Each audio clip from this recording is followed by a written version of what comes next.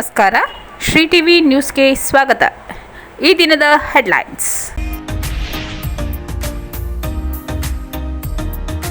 ಮತದಾರರ ಪಟ್ಟಿಯ ವಿಶೇಷ ಸಮಗ್ರ ಪರಿಷ್ಕರಣೆ ಕಾರ್ಯ ಹಿನ್ನೆಲೆ ಬಿಎಲ್ಒ ಮತ್ತು ಸರ್ವಪಕ್ಷದ ಬಿಎಲ್ಎ 2 ಪ್ರತಿನಿಧಿಗಳಿಗೆ ಕಾರ್ಯಾಗಾರ. ನ್ಯಾಯಾಲಯ ರಸ್ತೆ ಬಳಿಯ ಸೇವಾಭಾರತಿ ಆಂಗ್ಲ ಮಾಧ್ಯಮ ನರ್ಸರಿ ಶಾಲೆಯ ಪ್ರಾರಂಭೋತ್ಸವ.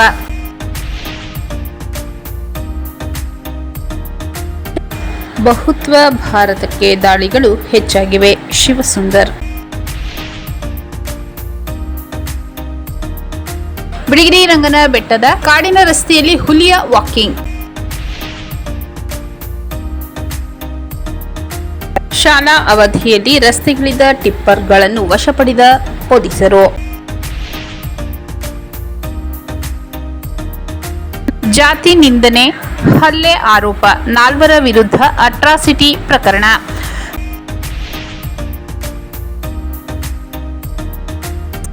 ಚಿರತೆ ದಾಳಿಗೆ ಹಸು ಬಲಿ, ಚಿರತೆ ಸೆರೆಗೆ ಗ್ರಾಮಸ್ಥರ ಆಗ್ರಹ. ಮತದಾರರ ಪಟ್ಟಿಯ ವಿಶೇಷ ಸಮಗ್ರ ಪರಿಷ್ಕರಣೆ ಕಾರ್ಯ ಹಿನ್ನೆಲೆ ಬಿಎಲ್ಒ ಮತ್ತು ಸರ್ವಪಕ್ಷದ ಬಿಎಲ್ಎ 2 ಪ್ರತಿನಿಧಿಗಳಿಗೆ ಕಾರ್ಯಾಗಾರ. ಗುಂಡ್ಲುಪೇಟೆ ಪಟ್ಟಣದ ಬ್ರಹ್ಮರಂಭ ಕಲ್ಯಾಣ ಮಂಟಪದಲ್ಲಿ ಬಿಎಲ್ಒ ಮತ್ತು ಸರ್ವಪಕ್ಷದ ಬಿಎಲ್ಎ 2 ಪ್ರತಿನಿಧಿಗಳಿಗೆ ಆಯೋಜಿಸಿದ್ದ ಕಾರ್ಯಾಗಾರದಲ್ಲಿ ಮಾತನಾಡಿದ ಉಪ ವಿಭಾಗಾಧಿಕಾರಿ ದಿನೇಶ್ ಕುಮಾರ್ ಮೀನಾ ಅವರು ಜೂನ್ 30ರಿಂದ ಮತದಾರರ ಸಮಗ್ರ ಪಟ್ಟಿ ಪರಿಷ್ಕರಣಾ ಕಾರ್ಯ ಆರಂಭವಾಗಲಿದ್ದು, ಈ ಕಾರ್ಯಕ್ಕೆ ನಿಯೋಜಿಸಿರುವ ಬಿಎಲ್ಒಗಳು ಪ್ರತಿ ಮನೆಗೆ ಭೇಟಿ ನೀಡುವ ಗಣತಿ ಫಾರಂ ಅನ್ನು ಭರ್ತಿ ಮಾಡಿಕೊಡುವುದನ್ನು ನಮೂದಿಸಿಕೊಳ್ಳಬೇಕೆಂದರು. ಆಗಸ್ಟ್ 5ರಿಂದ ಸೆಪ್ಟೆಂಬರ್ 4ರವರೆಗೆ ತಮ್ಮ ಮತದಾನ ಹಕ್ಕುಗಳಿಗೆ ಸಂಬಂಧಿಸಿದಂತೆ ಆಕ್ಷೇಪಣೆಗಳ ಕುರಿತು ಅವಕಾಶ ಕಲ್ಪಿಸಲಾಗಿದೆ. ಅಂತಿಮವಾಗಿ ಅಕ್ಟೋಬರ್ 10ರಂದು ಅಂತಿಮ ಮತದಾರರ ಪಟ್ಟಿ ಪ್ರಕಟಣೆ ಮಾಡಲಾಗುವುದೆಂದು ತಿಳಿಸಿದರು. ತಹಸೀಲ್ದಾರ್ ಬಸವರಾಜ್ ಮಾತನಾಡಿ, ಪ್ರತಿಯೊಬ್ಬ ಮತದಾರರ ಮನೆಗೆ ಬಿಎಲ್ಎಗಳು ಕಡ್ಡಾಯವಾಗಿ ಭೇಟಿ ನೀಡಬೇಕು. ಬಾಗಿಲು ಮುಚ್ಚಿದ್ದರೆ ನಮೂದಿಸುವಿಕೆ ಫಾರಂ ಅನ್ನು ಮನೆಯ ಬಾಗಿಲ ಬಳಿ ಇಡಬೇಕು. ಮಾಹಿತಿ ಸಂಗ್ರಹಿಸಲು ಮನೆಗಳಿಗೆ 3 ಬಾರಿ ಭೇಟಿ ನೀಡಬೇಕು ಎಂದರು. ರಾಜಕೀಯ ಪಕ್ಷಗಳಿಂದ ನೇಮಿಸಲ್ಪಟ್ಟ ಬಿಎಲ್ಎಗಳು ದಿನಕ್ಕೆ 50 ನಮೂದಿಸುವಿಕೆಯ ಫಾರಂಗಳನ್ನು ಮತದಾರರಿಂದ ಸಂಗ್ರಹಿಸಿ ಬಿಎಲ್ಒಗಳಿಗೆ ಸಲ್ಲಿಸಬೇಕು. ಆನ್ಲೈನ್ ಅಥವಾ ಬಿಎಲ್ಒಗಳ ಮೂಲಕ ಸ್ವೀಕೃತಗೊಂಡ ನಮೂದಿಸುವಿಕೆಯ ಫಾರಂಗಳನ್ನು ಬಿಎಲ್ಒಗಳು ಪರಿಶೀಲಿಸುತ್ತಾರೆ. ಮತದಾರರು ಈ ಕಾರ್ಯಕ್ಕೆ ಸಹಕರಿಸಬೇಕೆಂದು ಮನವಿ ಮಾಡಿದರು. ಈ ಸಂದರ್ಭದಲ್ಲಿ ಶಾಸಕರಾದ ಆರ್ ಕೃಷ್ಣಮೂರ್ತಿ, ಮಾಜಿ ಸಚಿವ ಎನ್ ಮಹೇಶ್, ಮಾಜಿ ಶಾಸಕ ಎಸ್ ಬಾಲರಾಜ್, ಗ್ಯಾರಂಟಿ ಯೋಜನೆಗಳ ಅನುಷ್ಠಾನ ಸಮಿತಿ ತಾಲೂಕು ಅಧ್ಯಕ್ಷ ರಾಜೇಂದ್ರ, ಶಿರಸ್ತೆದಾರ್ ಕೃಪಾಕರ್ ಸೇರಿದಂತೆ ಇತರರು ಹಾಜರಿದ್ದರು. ನ್ಯಾಯಾಲಯ ರಸ್ತೆ ಬಳಿಯ ಸೇವಾಭಾರತಿ ಆಂಗ್ಲ ಮಾಧ್ಯಮ ನರ್ಸರಿ ಶಾಲೆಯ ಪ್ರಾರಂಭೋತ್ಸವ. ದಿನಾಂಕ 8/6/2026ರಂದು ಸೇವಾಭಾರತಿ ಶಿಕ್ಷಣ ಸಂಸ್ಥೆ, ನ್ಯಾಯಾಲಯ ರಸ್ತೆ, ಸೇವಾಭಾರತಿ ಆಂಗ್ಲ ಮಾಧ್ಯಮ ನರ್ಸರಿ ಶಾಲೆಯು 2026-27ನೇ ಸಾಲಿನ ಶೈಕ್ಷಣಿಕ ತರಗತಿಗಳನ್ನು ಆರಂಭಿಸಲಾಯಿತು. ಪುಟ್ಟ ಮಕ್ಕಳನ್ನು ಮತ್ತು ಪೋಷಕರನ್ನು ವಿಶೇಷವಾಗಿ ಘೋಷ್ ತಂಡದೊಂದಿಗೆ ಕರೆತರಲಾಯಿತು. ಕಾರ್ಯಕ್ರಮದಲ್ಲಿ ದೊಡ್ಡ ಮಕ್ಕಳಿಗೆ ಛದ್ಮವೇಷಗಳನ್ನು ತೊಡಿಸಿ ಪುಟ್ಟ ಮಕ್ಕಳನ್ನು ಬರಮಾಡಿಕೊಳ್ಳಲಾಯಿತು. ಸಂಸ್ಥೆಯ ಉಪಾಧ್ಯಕ್ಷರು ಹಾಗೂ ವಕೀಲರಾದ ಕೆ ಬಾಲಸುಬ್ರಹ್ಮಣ್ಯಂ ಗುರೂಜಿಯವರು ವಿದ್ಯಾಭಾರತಿ ಭಾವಚಿತ್ರಕ್ಕೆ ಪುಷ್ಪಾರ್ಚನೆ ನೆರವೇರಿಸಿ ಮಕ್ಕಳನ್ನು ಶಾಲೆಗೆ ಬರಮಾಡಿಕೊಂಡರು. ನಂತರ ಮಕ್ಕಳಿಗೆ ಆರತಿ ಬೆಳಗಿ ಸಿಹಿ ಮತ್ತು ಕಿರುಕಾಣಿಕೆಯನ್ನು ಕೊಟ್ಟು ಶಾಲೆ ಪ್ರಾರಂಭಿಸಲಾಯಿತು. ಈ ಸಂದರ್ಭದಲ್ಲಿ ಸಂಸ್ಥೆ ಉಪಾಧ್ಯಕ್ಷರಾದ ಕೆ ಬಾಲಸುಬ್ರಹ್ಮಣ್ಯಂ ಗುರೂಜಿ ಮತ್ತು ಮುಖ್ಯೋಪಾಧ್ಯಾಯಿನಿಯಾದ ನಂದಿನಿ ಮಾತಾಜಿ ಸೇರಿದಂತೆ ಶಿಕ್ಷಕರು, ಪೋಷಕರು ಮತ್ತು ಪುಟಾಣಿ ಮಕ್ಕಳು ಹಾಜರಿದ್ದರು.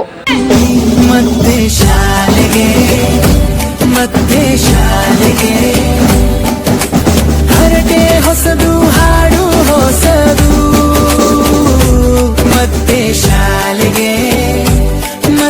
ಶಾಲೆಗೆ ಕಲಿಕೆ ಹೊಸದು, ಕತೆ ಹೊಸದು. ತಾಳು ಹಚ್ಚು ಪೆನ್ನು ಪೆನ್ಸಿಲ್, ಕೈಲಿ ಹೊಸ ಪುಸ್ತಕ ಸಿಗಲು. ಕ್ಲಾಸರು ತುಂಬಾ ಬಂಗಾರ, ಮಕ್ಕಳಲ್ಲಿ ನೆನಪಿನ ಸಂತೆ.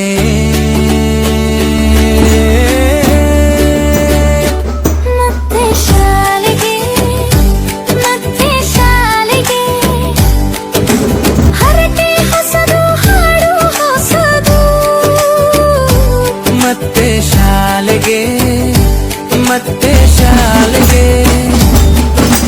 ಕಲಿಕೆ ಹೊಸದು, ಕತೆ ಹೊಸದು.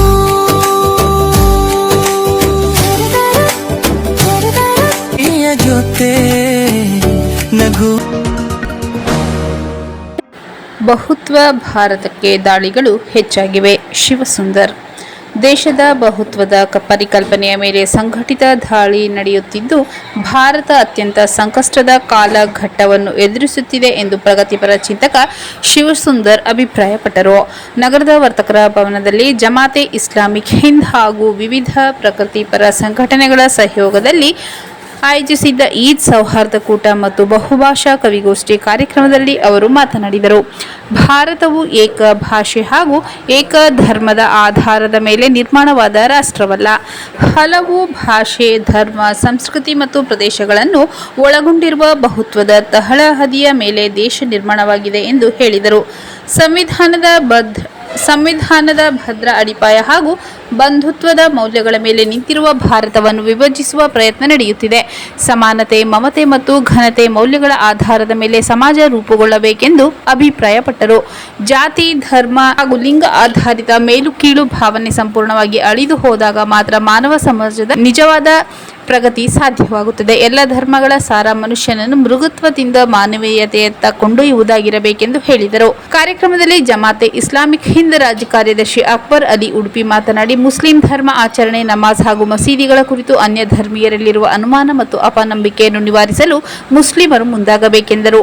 ಈ ಉದ್ದೇಶದಿಂದ ಜಮಾತೆ ಇಸ್ಲಾಮಿ ಹಿಂದ್ ವತಿಯಿಂದ ಮಸೀದಿ ದರ್ಶನ ಕಾರ್ಯಕ್ರಮ ಆಯೋಜಿಸಲಾಗುತ್ತಿದೆ ಎಂದು ತಿಳಿಸಿದರು. ಜಮಾತೆ ಇಸ್ಲಾಮಿಕ್ ಹಿಂದ್ ಮೈಸೂರು ವಲಯ ಸಂಚಾಲಕ ಯು ಅಬ್ದಸ್ಸಲಾಂ ಹಾಗೂ ರಂಗಕರ್ಮಿ ಕೆ ವೆಂಕಟರಾಜ್ ಮಾತನಾಡಿದರು. ಬಳಿಕ ಬಹುಭಾಷಾ ಕವಿಗೋಷ್ಠಿ ನಡೆಯಿತು. ಪತ್ರಕರ್ತ ಅಬ್ರಹಾಂ ಡಿಸಿಲ್ವಾ ಕಾರ್ಯಕ್ರಮ ನಿರೂಪಿಸಿದರು. ಮದೀನಾ ಮಸೀದಿ ಅಧ್ಯಕ್ಷ ನೈಮುಲ್ಲಾ ಹಕ್, ಪರಿಸರವಾದಿ DS Doreswamy, doctor P Veerabhadra Nayaka, ವಕೀಲ ಕೆಎಂ ಶ್ರೀನಿವಾಸ ಮೂರ್ತಿ, ವಸೀಂ ಪಾಷಾ, ಮೈನುಲ್ ಅಬುದ್ದೀನ್ ಹಾಗೂ ಮೊಹಮ್ಮದ್ ಅಲಿ ಸೇರಿದಂತೆ ಹಲವರು ಉಪಸ್ಥಿತರಿದ್ದರು. ಬಿಳಿಗಿರಿ ರಂಗನ ಬೆಟ್ಟದ ಕಾಡಿನ ರಸ್ತೆಯಲ್ಲಿ ಹುಲಿಯ ವಾಕಿಂಗ್. ಬಿಳಿಗಿರಿ ರಂಗನ ದರ್ಶನಕ್ಕಾಗಿ ಹೋಗುತ್ತಿದ್ದ ಪ್ರಯಾಣಿಕರಿಗೆ ಕಾಡಿನ ರಸ್ತೆಯಲ್ಲಿ ಹುಲಿಯ ವಾಕಿಂಗ್ ದರ್ಶನ ನೀಡಿದೆ. ಚಾಮರಾಜನಗರ ಜಿಲ್ಲೆ ಬಿಳಿಗಿರಿ ರಂಗನ ಬೆಟ್ಟದ ಹುಲಿ ಸಂರಕ್ಷಿತ ಅರಣ್ಯ ಪ್ರದೇಶದಲ್ಲಿ ಹುಲಿರಾಯನ ದರ್ಶನವಾಗಿದೆ. ಕಾರಿನಲ್ಲಿ ಹೋಗುತ್ತಿದ್ದ ಪ್ರಯಾಣಿಕರಿಂದ ವಿಡಿಯೋ ಸೆರೆ ಹಿಡಿಯಲಾಗಿದ್ದು, ನಿತ್ಯ ಇದೇ ಮಾರ್ಗದಲ್ಲಿ ದ್ವಿಚಕ್ರ ವಾಹನ ಸಂಚಾರ ಮಾಡುತ್ತಿವೆ. ರಸ್ತೆಯಲ್ಲಿ ಹುಲಿ ಕಾಣಿಸಿಕೊಂಡಿರುವ ಹಿನ್ನೆಲೆ ಜನರಲ್ಲಿ ಆತಂಕ ಮನೆ ಮಾಡಿದೆ. ಈ ವಿಡಿಯೋ ಸಾಮಾಜಿಕ ಜಾಲತಾಣದಲ್ಲಿ ವೈರಲ್ ಆಗಿದೆ.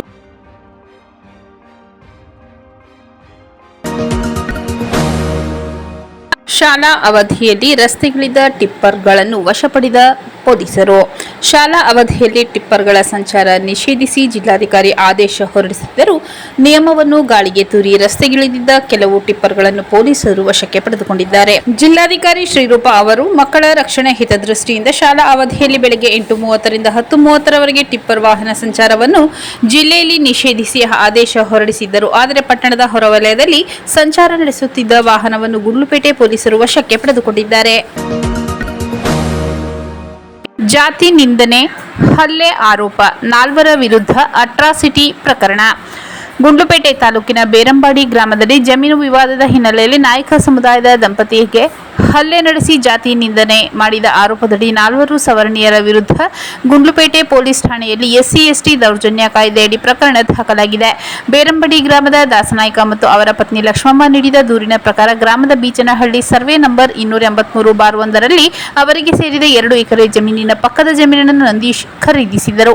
ತಮ್ಮ ಜಮೀನಿನಲ್ಲಿ ಬೆಳೆದಿದ್ದ ಕಳೆಯನ್ನು ದಾಸನಾಯ್ಕರ ಜಮೀನಿಗೆ ಅತಿಕ್ರಮ ಪ್ರವೇಶ ಮಾಡಿ ಸುರಿದಿರುವ ಬಗ್ಗೆ ಅನುಮಾನ ವ್ಯಕ್ತವಾಗಿದ್ದ ಹಿನ್ನೆಲೆಯಲ್ಲಿ ಜೂನ್ 4ರಂದು ಸರ್ವೇಯರ್ ಮೂಲಕ ಜಮೀನಿನ ಗಡಿ ಗುರುತಿಸುವ ಕಾರ್ಯ ನಡೆಸಲಾಗಿತ್ತು. ಸರ್ವೆ ಕಾರ್ಯ ಮುಗಿಸಿ ಮನೆಗೆ ತೆರಳುತ್ತಿದ್ದ ವೇಳೆ ನಂದೀಶ್, ಶಿವಾನಂದ್, ಮಣಿಕಂಠ್ ಹಾಗೂ ನಿಂಗರಾಜು ಎಂಬುವರು ತಗಾದೆ ತೆಗೆದು ಅವಾಚ್ಯ ಶಬ್ದಗಳಿಂದ ನಿಂದಿಸಿ ಜಾತಿ ನಿಂದನೆ ಮಾಡಿ ಹಲ್ಲೆ ನಡೆಸಿರುವುದಾಗಿ ದೂರಿನಲ್ಲಿ ಆರೋಪಿಸಲಾಗಿದೆ.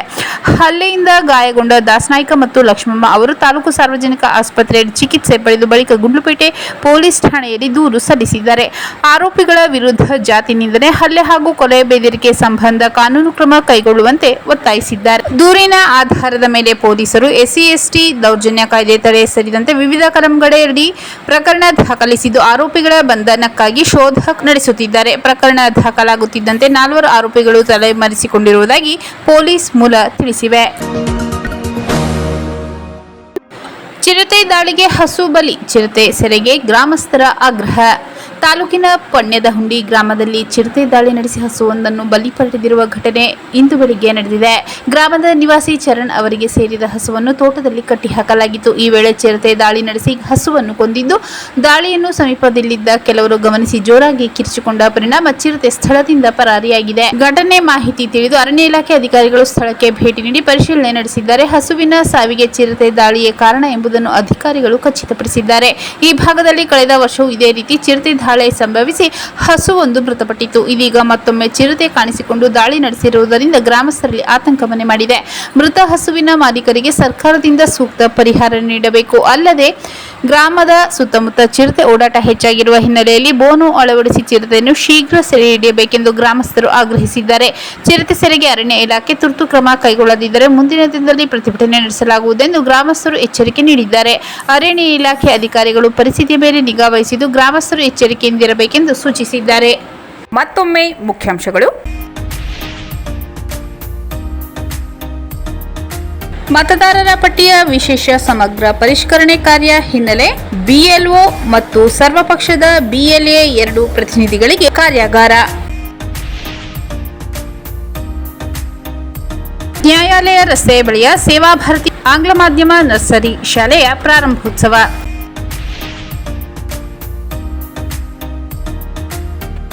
ಬಹುತ್ವ ಭಾರತಕ್ಕೆ ದಾಳಿಗಳು ಹೆಚ್ಚಾಗಿವೆ, ಶಿವಸುಂದರ್. ಬಿಳಿಗಿರಿ ರಂಗನ ಬೆಟ್ಟದ ಕಾಡಿನ ರಸ್ತೆಯಲ್ಲಿ ಹುಲಿಯ ವಾಕಿಂಗ್. ಶಾಲಾ ಅವಧಿಯಲ್ಲಿ ರಸ್ತೆಗಿಳಿದ ಟಿಪ್ಪರ್ಗಳನ್ನು ವಶಪಡಿದ ಪೊಲೀಸರು. ಜಾತಿ ನಿಂದನೆ ಹಲ್ಲೆ ಆರೋಪ, 4 ವಿರುದ್ಧ ಅಟ್ರಾಸಿಟಿ ಪ್ರಕರಣ.